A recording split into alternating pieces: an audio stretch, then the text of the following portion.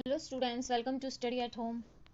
तो इस वीडियो में हम DECE 2 के एग्ज़ाम की तैयारी के लिए प्रीवियस ईयर क्वेश्चन पेपर में लेके आई हूँ। इसमें जून 2020 वाला जो पेपर है उसके आंसर देखेंगे हम। इसमें पहला प्रश्न है, स्वास्थ्य शब्द का वर्णन कीजिए और इसके विभिन्न आयामों की चर्चा कीजिए। यानी कि हमें स्वास्थ्य क्या है वो बताना है और इसके विभिन्न आयाम क्या क्या हैं हमें वो सब बताने हैं। अब देखिए स्वास्थ्य क्या है, पहले पहले हमें स्वास्थ्य की ना दो तीन परिभाषा मैंने यहाँ पे लिखी है, तो आप लोगों को इसमें से दो भी याद रहेंगी तो आप वो लिख सकते हैं, बाकी तीनों इजी हैं तो आप तीनों लिख सकते हो। ऑक्सफोर्ड इंग्लिश कोश के अनुसार स्वास्थ्य की क्या परिभाषा दी गई है? शरीर और मन की तेजपूर्ण स्थिति एक ऐसी अवस्था है जिसमें समस्त शारीरिक और मानसिक कार्य समय पर वह पूरी क्षमता के साथ होते रहे, वह स्वास्थ्य है। ठीक है। दूसरा, वेबस्टर के अनुसार एक परिभाषा दी गई है स्वास्थ्य की। उसमें वेबस्टर ने बोला है कि शरीर और मन की चेतना की जो ओजस्वी अवस्था होती है, जिसके अंदर की समस्त शारीरिक बीमारी व दर्द के अभाव की स्थिति हो, उसको स्वास्थ्य कहते हैं। WHO के अनुसार स्वास्थ्य पूर्ण शारीरिक, मानसिक एवं सामाजिक संतुलन की अवस्था है, केवल रोग या अपंगता का अभाव नहीं। तो आप लोग ये तो परिभाषा आपको जरूर याद करनी है, क्योंकि जो WHO यानी कि विश्व स्वास्थ्य संगठन ने जो परिभाषा दी ना स्वास्थ्य की, वही सर्वमान्य परिभाषा मानी जाती है। अब स्वास्थ्य के विभिन्न आयाम हमें बताने हैं। तो विभिन्न आयाम इसके ना 5 आयाम है: शारीरिक आयाम, मानसिक आयाम, सामाजिक आयाम, आध्यात्मिक आत्मिक आयाम और व्यावसायिक आयाम।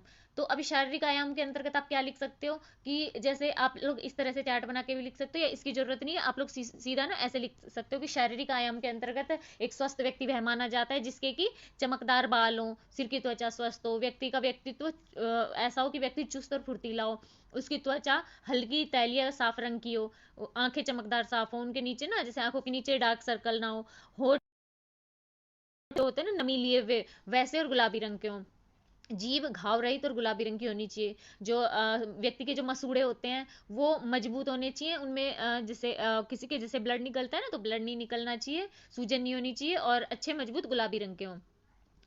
जो व्यक्ति के दांत सीधे साफ है सफेद रंग के होने चाहिए। जो पेट होता है वो ज्यादा बाहर निकला ना हो। अस्थि पंजर यानी कि जो व्यक्ति है ना उसका ढांचा जो होता है, जैसे कई लोग झुक के चलते हैं, कई लोग टेढ़े होते हैं, इस टाइप से ना हो, उसका अस्थि पंजर यानी कि जो उसका आकार होता है वो ठीक हो। व्यक्ति का वजन उसकी लंबाई, आयु व शारीरिक जो बनावट है ना उसके अनुसार हो, यानी कि वजन भी सही हो। व्यक्ति की मुद्रा यानी कि झुका हुआ शरीर ना हो, उसके हाथ और पैर ना बिल्कुल सीधे हो, पेट अंदर की तरफ और छाती बाहर की तरफ हो। व्यक्ति की मांसपेशियां अच्छी विकसित व मजबूत होनी चाहिए। जो दिमाग होता है वो ध्यान केंद्रित करने की उसके अंदर क्षमता हो, उसमें चिड़चिड़ापन में बेचैनी ना हो, उसे उचित से अच्छे से भूख लगती है और उसकी पाचन क्षमता अच्छी हो। निद्रा ऐसी होनी चाहिए कि जब भी सोए तो गहरी नींद आए, पाचन व अवशोषण नियमित व सामान्य होना चाहिए। तो ये तो शारीरिक आयाम, ये सब अगर व्यक्ति में रहेंगे तो ये अच्छे स्वास्थ्य के सूचक है।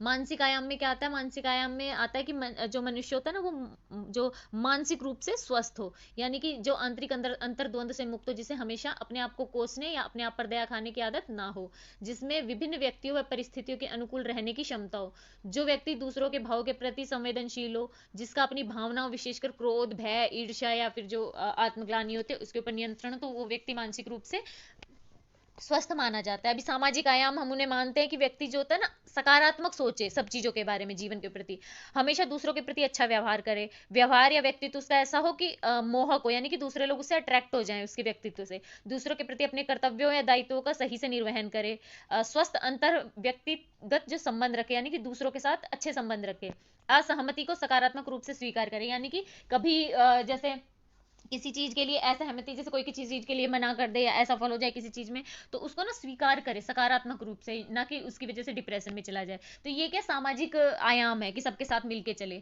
आध्यात्मिक आयाम में हम ऐसे करेंगे कि व्यक्ति जो होता है ना स्वस्थ, आध्यात्मिक रूप से स्वस्थ वो व्यक्ति रहता है जो सत्कार्य करे, दूसरों को हानि ना पहुंचाए, अच्छाई व न्याय के लिए जो अच्छाई व न्याय की जो शक्ति है ना उनमें मतलब विश्वास रखे, दूसरों की जरूरतों को समझे और उन्हें पूरा करने में विश्वास रखे, कर्तव्य व जिम्मेदारी के प्रति आबद्ध रहना, यानी कि कर्तव्य व जिम्मेदारी को अच्छे से निभाने वाला व्यक्ति होता है वो आध्यात्मिक रूप से स्वस्थ माना जाता है। अब व्यावसायिक जो आयाम होता है उसके अंतर्गत आप लोग लिख सकते हैं कि मनुष्य के व्यवसाय की प्रकृति और उसके परिणाम, उसमें आने वाली कठिनाइयों, समाज के विभिन्न वर्गों में उस व्यवसाय की प्रतिष्ठा के अनुरूप व्यक्ति स्वयं को श्रेष्ठ व हीन समझता है, क्योंकि इससे उसके निजी उपलब्धियों व मान सम्मान में वृद्धि होती है। तो ये 5 आयाम हो गए, ये 5 आयाम हो गए स्वास्थ्य के: शारीरिक आयाम, मानसिक आयाम, सामाजिक आयाम, आध्यात्मिक या आत्मिक आयाम और व्यावसायिक आयाम। तो यहाँ पे प्रश्न हो गया। अभी उदाहरण देते हुए स्वास्थ्य, पोषण और बच्चे के विकास के बीच संबंध की चर्चा कीजिए।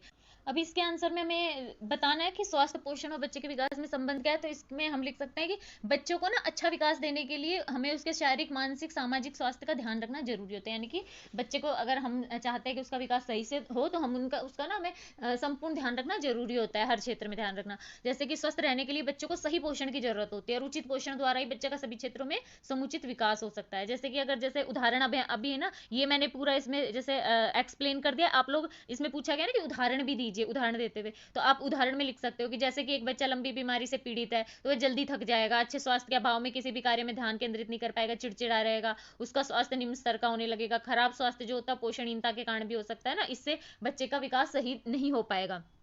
तो ये आप एग्जाम्पल में भी लिख सकते हैं, बाकी मैंने इसमें आपको सीधा समझाने के लिए ऐसे ही लिखा है।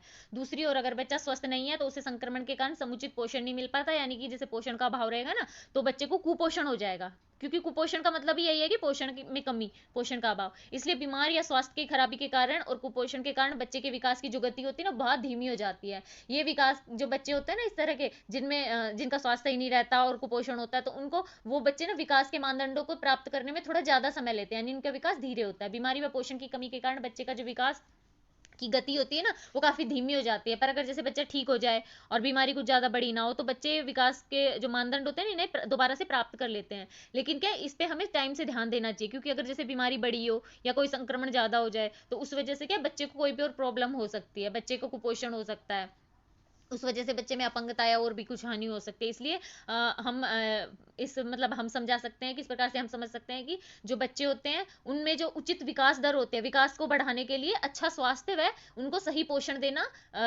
जरूरी है, बहुत ज्यादा जरूरी है। तो इस प्रकार हम समझ सकते हैं कि जो बच्चा होता है उसका स्वास्थ्य, उसका पोषण व उसका विकास जो होता है ना, तीनों आपस में संबंधित है।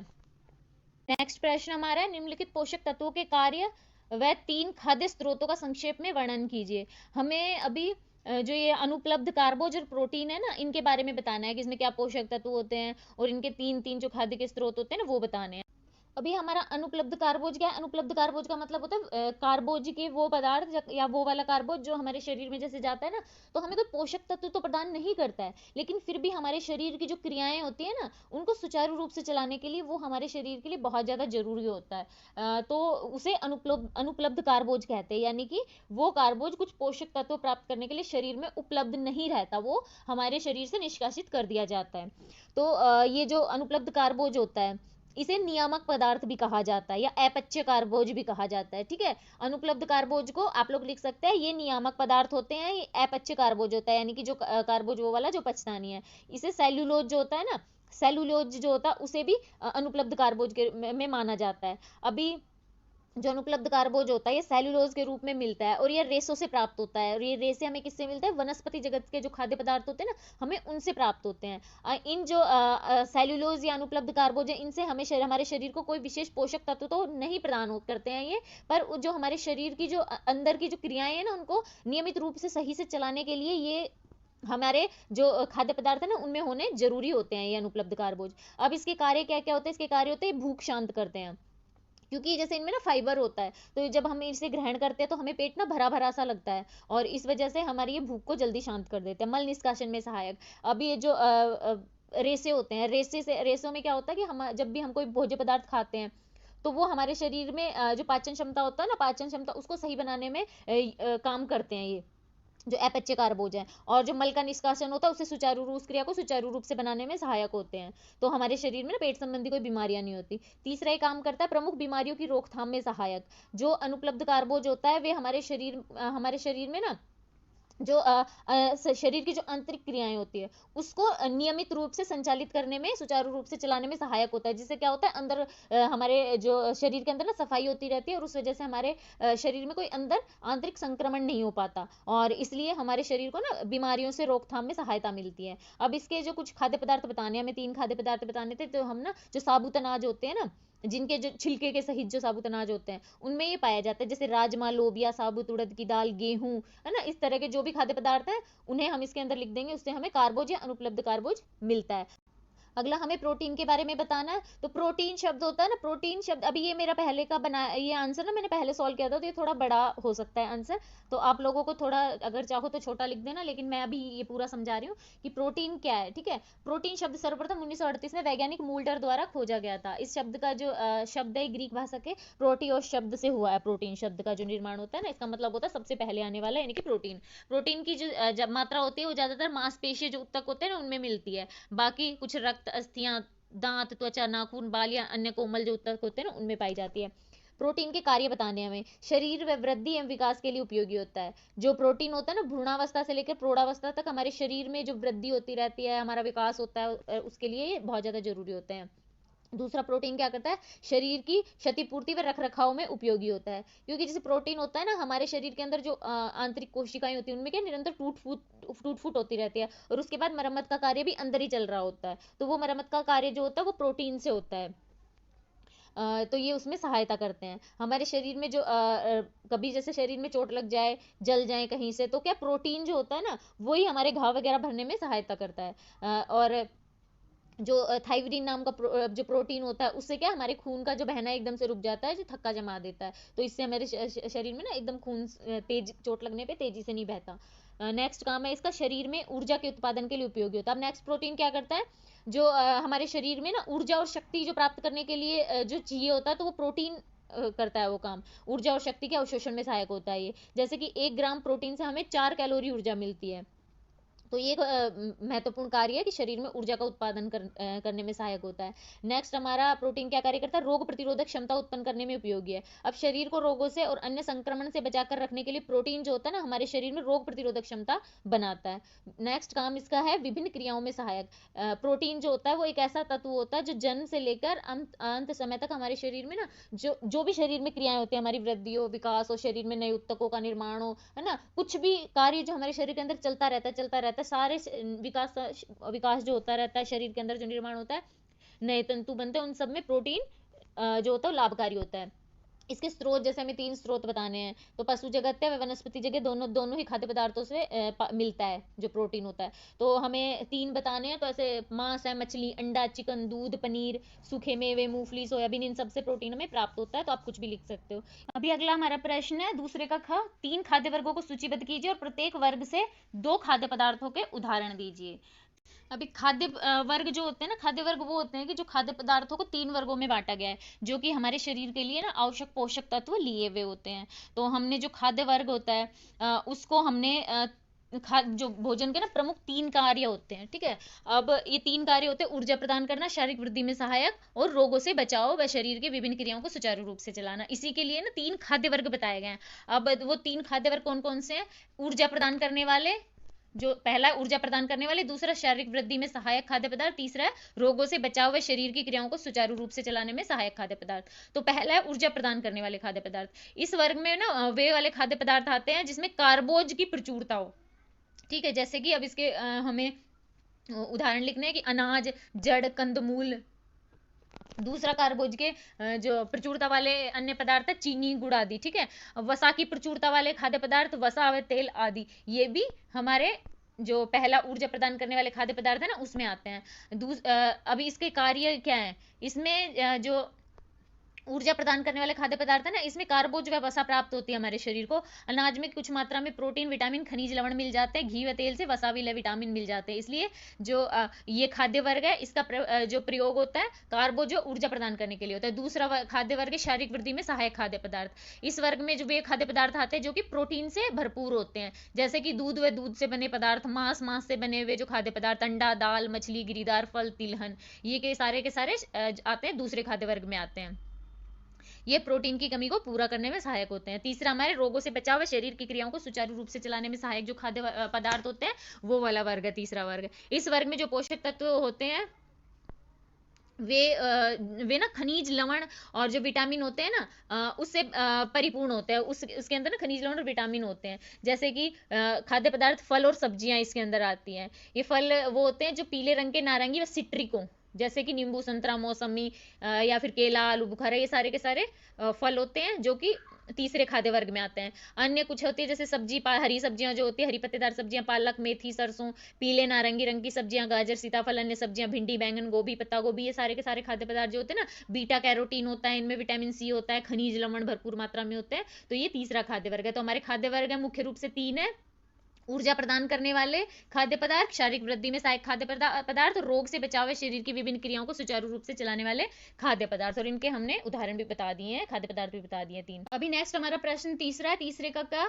स्तन्य काल के दौरान आहार संबंधी करने योग्य व न करने योग्य बातों को सूचीबद्ध कीजिए। यानी कि स्तन का जो बच्चे को माँ दूध पिलाती है ना, उस टाइम आहार संबंधी कौन सी बातें याद रखनी चाहिए, क्या करना चाहिए, क्या नहीं करना चाहिए, हमें ये बताना है। इसके लिए हम ना ये देखिए हमने चार्ट बना लेंगे इस टाइप से। आप सीधा भी लिख सकते हैं और इस तरह से भी लिख सकते हैं, ये थोड़ा आपको याद करने में आसानी हो जाएगी। कि स्तनपान कराने वाली महिलाओं के लिए आहार संबंधी करने योग्य व न करने योग्य बातें निम्नलिखित। अब एक साइड करने योग्य बातें होगी, एक साइड न करने योग्य बातें होगी।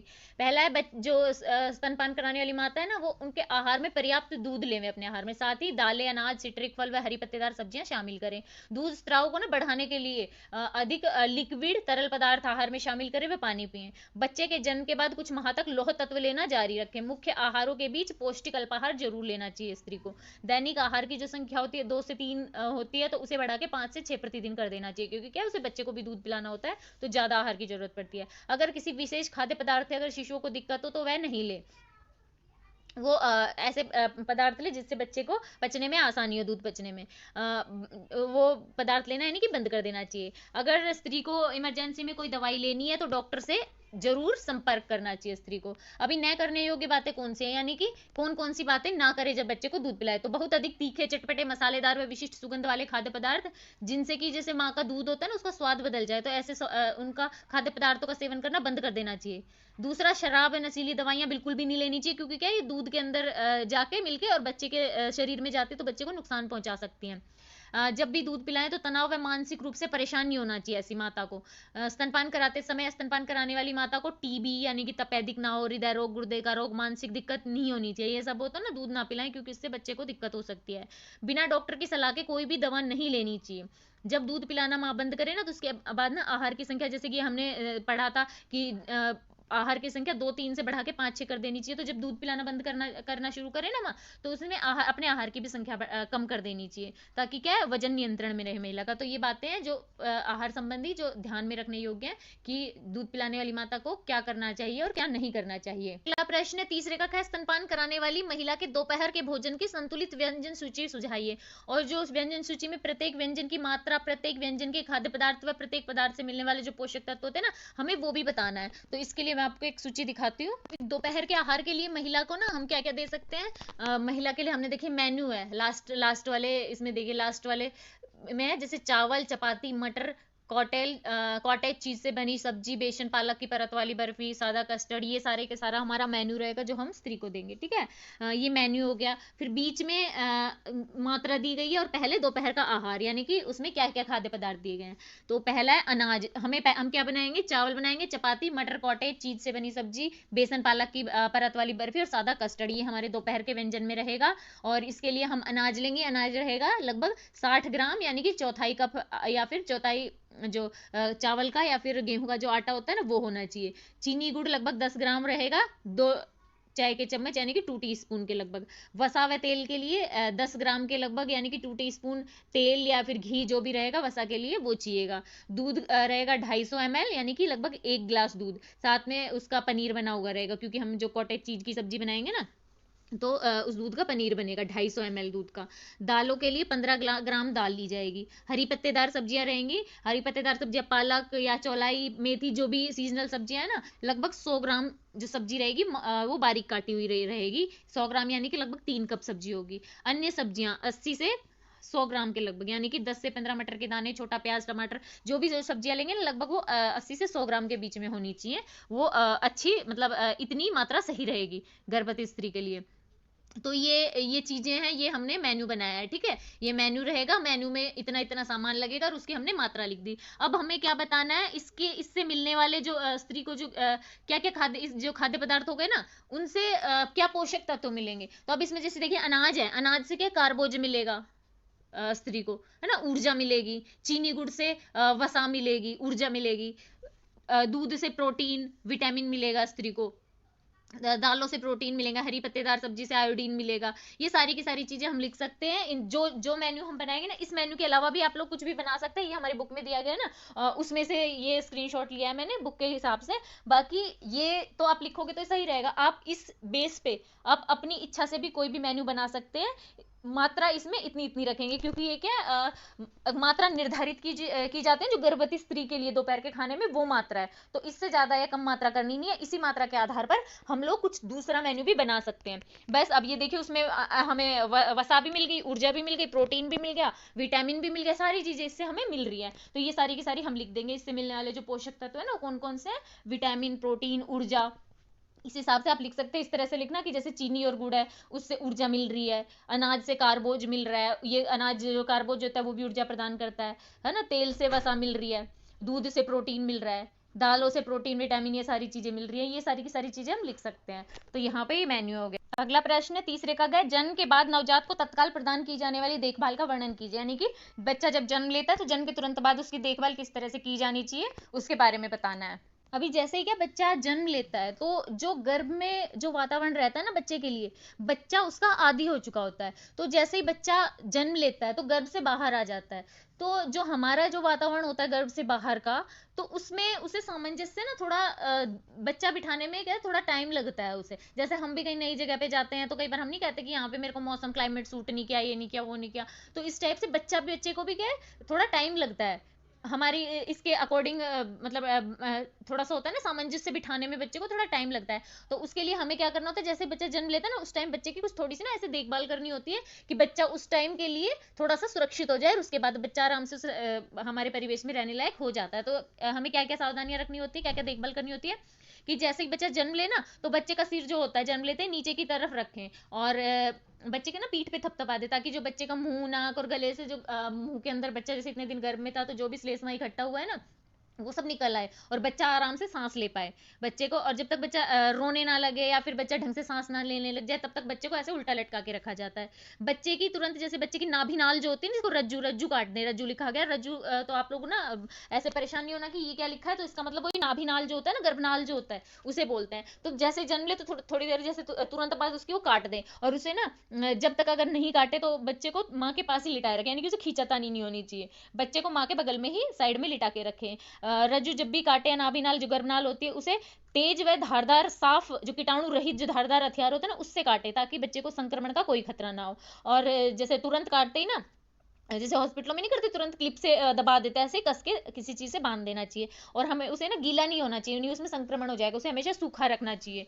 अगर बच्चा जन्म लेने के बाद सांस लेने में कोई दिक्कत हो, तो बच्चे की पीठ को मलें, पीठ को बच्चे के मसलना है। इससे क्या बच्चे को सांस आने में थोड़ी हेल्प मिलेगी। अगर इसके बाद भी सांस ना आए, तो बच्चे के जो हाथ होते हैं ना, वो मुंह होता है, तो सेफ्टी से मुंह के अंदर हाथ डाल के, उंगली डाल के श्लेष्मा को साफ करें। नाक व मुंह में भी थोड़ा इसी तरह से बच्चे की सफाई कर दें। अगर फिर भी जैसे सांस नहीं जरूरत हो, तो बच्चे को मुंह से सांस देना पड़ सकता है, तो वो भी करना चाहिए। बच्चे को जो गर्भ से जैसे बाहर निकलता है, तो वहां पे गर्म वातावरण होता है, तो वो वातावरण देने के लिए तुरंत साफ करके सूती और गर्म कपड़ा होता है ना, उससे लपेट देना चाहिए। जन्म के बाद जितनी जल्दी हो सके उसे माँ का दूध पिलाना चाहिए। बच्चे का जो शरीर होता है ना, जैसे वो गंदा, और जन्म लेते बच्चे का शरीर गंदा होता है, श्लेष्मा वगैरह सब चिपकी होती है, तो बच्चे को तेल के द्वारा और थोड़ा सा साफ कर दे बच्चे को। और तुरंत नहीं नहलाना, लगभग जन्म के 12 से 14 घंटे के बाद नहलाना चाहिए। बच्चे को माँ के पास ही लिटा के रखना चाहिए। अगर बच्चे का वजन कम है, तो उसको ना ज्यादा देखभाल की आवश्यकता होती है, तो चिकित्सक की परामर्श लेनी आवश्यकता होती है। तो ये सारी की सारी चीजें ऐसी हैं जो बच्चे के जन्म के तुरंत बाद उसकी देखभाल करनी चाहिए। अगला हमारा प्रश्न है चौथा प्रश्न, जिसका कै भाग है, शिशुओं के लिए एक मूल मिश्रण और बद्ध मिश्रण, यानी कि मल्टी मिश्रण, बहु मिश्रण का उदाहरण बताइए, और उनसे मिलने वाले जो पोषण तत्व होते हैं ना, वो हमें बताने हैं। तो इसका आंसर है, देखा हमारा है बहुमिश्रण। बहुमिश्रण में हम बच्चे को क्या दे सकते हैं, वेज सैंडविच। बहुमिश्रण का मतलब है कई जो खाद्य पदार्थ होते हैं ना, उनके मिश्रण से बनने वाला खाद्य पदार्थ। तो हम बच्चे को वेज सैंडविच दे सकते हैं। आप चाहें तो इसमें वेज खिचड़ी भी लिख सकते हैं, यानी उससे भी मतलब क्या है, खिचड़ी बनाने में भी हम जो सब्जियां होती है ना, सब्जियां दाल चावल का इस्तेमाल करेंगे, तो वो भी मिक्स बहुमिश्रण हो जाएगा। तो वेज सैंडविच बनाएंगे हम बच्चे के लिए। हमारा जो कि ना खाद्य पदार्थ हो गया। इससे बच्चे को प्रोटीन विटामिन ऊर्जा प्राप्त होगी, क्योंकि हम इसमें ना गाजर खीरे टमाटर है ना, पत्ता गोभी और जो ब्रेड रहेगी वो सब यूज करेंगे, तो बच्चे को पोषक तत्व मिलेंगे। सैंडविच को हम सेकेंगे तो उसके लिए घी लेंगे, जो कि वसा के रूप में बच्चे को कैलोरी प्रदान करेगा। मूल मिश्रण के रूप में हम बच्चे को गेहूं का दलिया दे सकते हैं। गेहूं के दलिए से ना बच्चों को कार्बोज की मात्रा मिलेगी, जैसे गेहूं में हमने पढ़ा है ना, साबुत अनाज में कार्बोज होता है भरपूर भरपूर मात्रा में, इससे बच्चे को ऊर्जा प्राप्त होती है। इसके साथ बच्चे को दलिए के अंदर जैसे साथ में घी देंगे तो उससे बच्चे को कैलोरी भी प्राप्त हो जाएगी, यानी ये भी एक पोषक तत्व हो गया। तो यहाँ पे ये बहुमिश्रण और मूल मिश्रण हो गए। अगला हमारा प्रश्न 4 का ख है। 2 वर्षीय रमेश अत्यंत सक्रिय बच्चा है, उसके लिए आहार की योजना बनाते समय आप किन 5 महत्वपूर्ण बातों को ध्यान में रखेंगे, वो हमें बतानी है। यानी कि एक सक्रिय बच्चा जो 2 वर्ष का है, उसके लिए आप आहार योजना बनाते समय क्या क्या ध्यान रखेंगे वो बताना है। तो इसमें हमें 5 चीजें लिख देंगे जो हम बच्चे के 2 वर्ष के बच्चे के आहार के लिए महत्वपूर्ण मानते हैं, यानी कि 2 वर्ष के सक्रिय बच्चे के लिए आहार योजना बनाते समय ध्यान रखने योग्य 5 महत्वपूर्ण बातें कौन कौन सी है। पहला तो हमें ना, जो बच्चा है तो वो 2 वर्ष का हो चुका है, ठीक है, तो हमें उसे ऐसे खाद्य पदार्थ देने हैं जिसमें तीनों खाद्य वर्ग के खाद्य पदार्थ शामिल हो, ताकि बच्चे को ना भरपूर मात्रा में पोषक तत्व मिल पाए। दूसरा, हमें क्या ध्यान रखना है, बच्चे के लिए अधिक तेल मसाले मिर्च वाला खाना ना बनाए, क्योंकि बच्चे क्या ये जो अधिक जैसे मिर्च मसाले वाले खाना खाने से ना बच्चे को प्रॉब्लम हो सकती है। अधिक स्वाद वाले खाद्य पदार्थ भी बच्चे के खाने में ना हो, जैसे कि जिसमें खुशबू आती है ना, जैसे लहसुन हो गया प्याज हो गया, उससे बच्चे को दिक्कत हो सकती है, बच्चे को नापसंद हो सकते हैं। तीसरा में क्या याद रखना, छोटे बच्चों को हमेशा ऐसा खाना दे जैसे कि वो अपने हाथ में पकड़ के खा ले आराम से, जैसे कि सेब व फल के टुकड़े होते हैं ना, थोड़े वो छोटे ना काटे, थोड़े बड़े काटें, बड़े काट के दे, ताकि बच्चे के ना गले में टकने का भी डर ना हो, और बच्चे आराम से उन्हें हाथ में लेके और आराम से खा सके। जैसे कि खीरे के टुकड़े दे सकते हैं बच्चे को हम जो गाजर का टुकड़ा दे सकते हैं, सेब का टुकड़ा दे सकते हैं, ऐसे ही काट के, लेकिन थोड़ा बड़ा हो ताकि बच्चे को गले में फंसने का डर ना हो और बच्चे आराम से उसे पकड़ के खा ले। तो हमें ये चीज ध्यान में रखनी है। नेक्स्ट हमें क्या ध्यान में रखना है, बच्चे की पसंद नापसंद का भी ध्यान रखना है, क्योंकि बच्चे होते हैं ना हमेशा जैसे होता है ना, ऐसा खाना पसंद होता है उन्हें जो देखने में आकर्षक हो, और जो हेल्दी खाना होता है देखने में आकर्षक ना हो तो वो बच्चे को पसंद नहीं आता। तो हमें बच्चे का ध्यान रखना होता है, इसलिए ध्यान रखें कि बच्चे को हमेशा ऐसा खाना दे जो सेहतमंद रखे। और रुचिकर लगने के लिए क्या कर सकते हैं, रंग बिरंगा आकर्षक रूप में सजा सकते हैं, किसी और फॉर्म में दे सकते हैं, ताकि बच्चे ना हेल्दी खाना खा लें।